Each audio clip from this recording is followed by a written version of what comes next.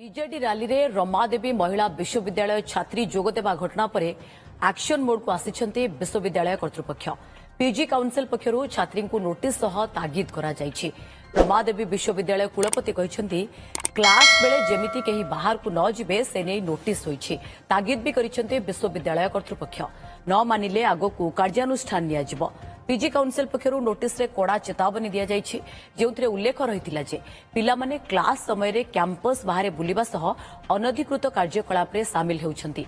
भविष्यत रे एभली घटनार पुनरावृत्ति हेले कठोर कार्यानुष्ठान निया जिवो। पाठपढ़ा व्यतीत एभली कामरू निवृत्त रहिबाकू विभागीय मुख्य और विश्वविद्यालय संयोजक पिलांकू परामर्श देबा सह काउंसिल करिवे बोली कुहा जाउछि। सोमवार दरदाम वृद्धि प्रसंग में बीजेडी करिथिबा विक्षोभ रे रमादेवी विश्वविद्यालय छात्री को देखा मिलिथिला।